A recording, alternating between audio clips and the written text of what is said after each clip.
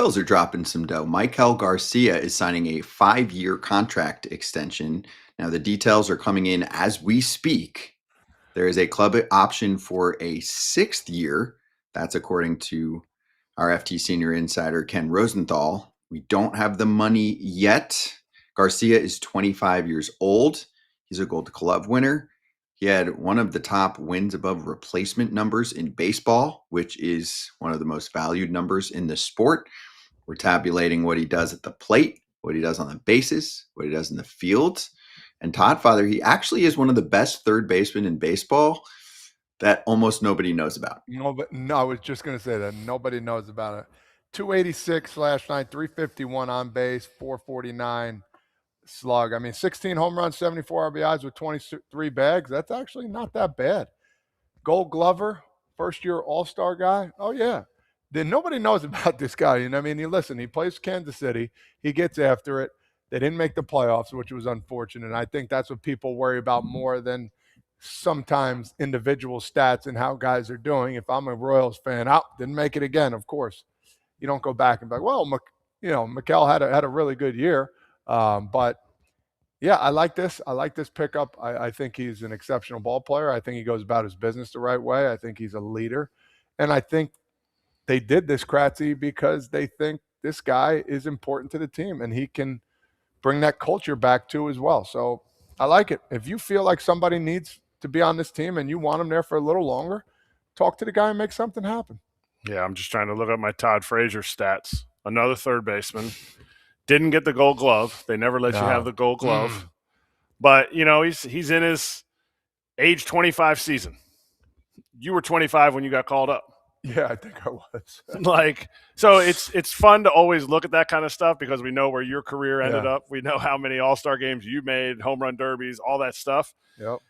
And you say, obviously we don't know what the numbers are that he's getting, but you look at what he did, and this is why I have a tough time believing that we'll get to another signing that the Royals made also, but believing that the Royals would really be in on Teoscar Hernandez. I know they went after Santander hard and made a really nice offer last year, but he ultimately had already agreed with the Blue Jays.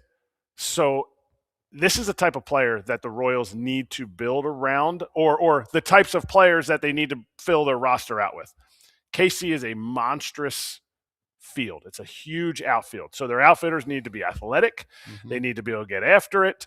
And part of that is you need corner guys who can handle that position in the sense of you let a ball get down the line in KC, it's a little bit different. Guys are scoring on a ball down the line and left. Guys are scoring from first because it's bigger and you need a really good left fielder to be able to handle that. So you also need a really good third baseman.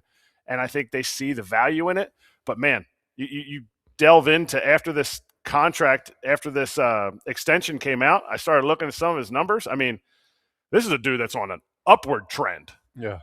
Kansas City, you're afraid as a fan, you're like, was this like a one-year thing? I tend to think it's not. I just think it's somebody that's kind of a jumping off point in his career. He's 25. He's going to play next year at his age 26 season. And the fact that he made these jumps with his batting average, he made the jumps with his stolen bases went up. I mean, not up. His stolen bases have stayed pretty consistent. Sorry, they went down because in 24 he had 37 bags. But the biggest thing for me is his walk rate went through the roof with his strikeout rate going down. Is that some of Jonathan India, rubbing off on him, being on that roster a little bit? Is that the fact that he went from age 24 season to 25 when Todd was making a jump from Double-A Chattanooga to Louisville, Kentucky? Mm-hmm. That's the kind of stuff I like seeing this. And knowing the Royals, it's probably a really nice team-friendly deal.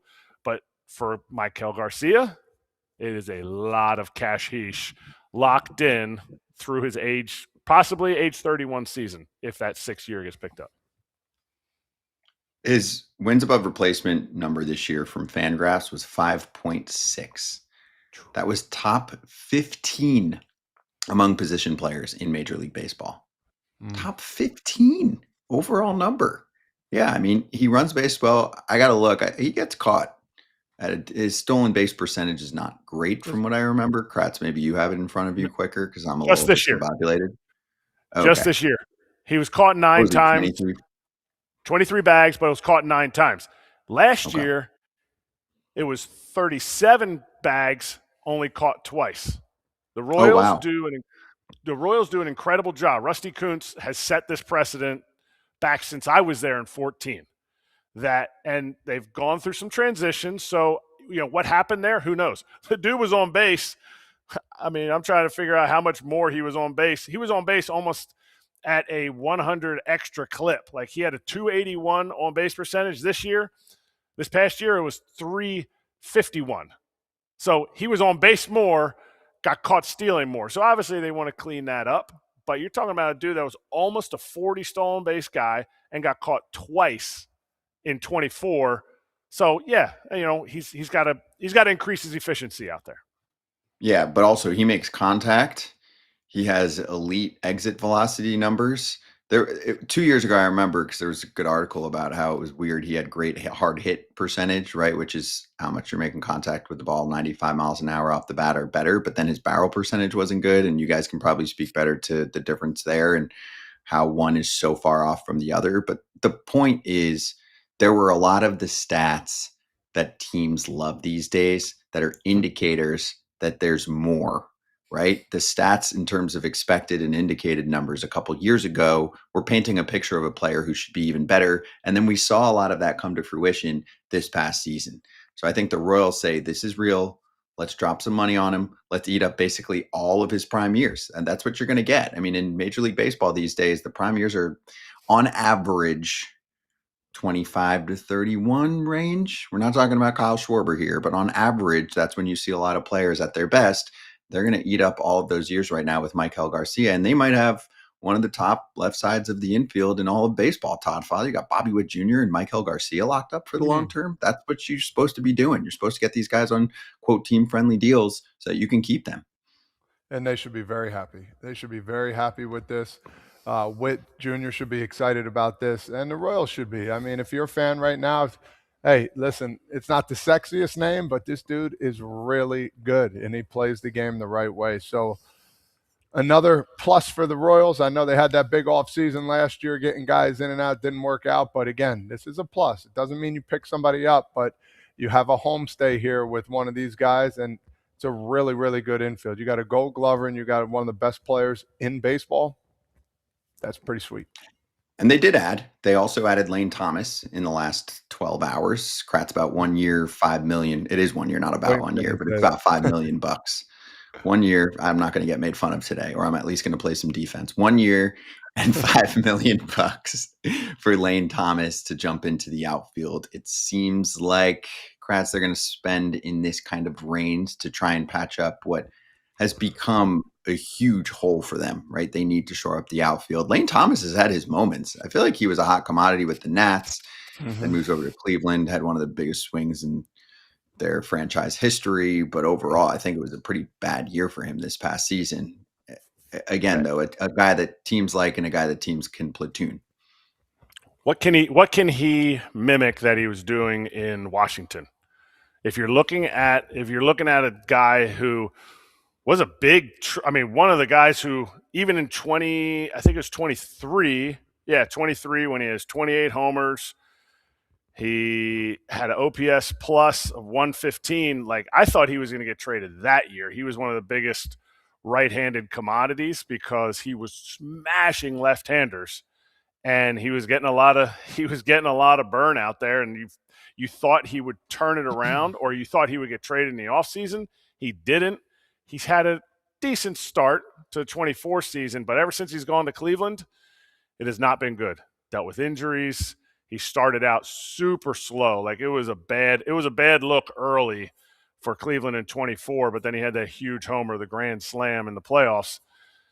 Last year, he just never got going. And so people are going to look at it, what? Why are the Royals giving a guy who had a negative 0.6 WAR, which we just talked about with Maikel Garcia, why they give him $5 million? This guy shouldn't even be a big leaguer. Lane Thomas brings something that a lot of teams really want, but they never go after. Quality at bats and a guy who knows how to come off the bench and has a certain skill set. And if they use it correctly, you're able to get the most value out of that position. Maybe not necessarily Lane Thomas. Lane Thomas isn't going to give you, I don't think they're going into the season saying we need 162 games. We need you to hit 28 homers. I don't think that's what they're expecting, especially in Kauffman.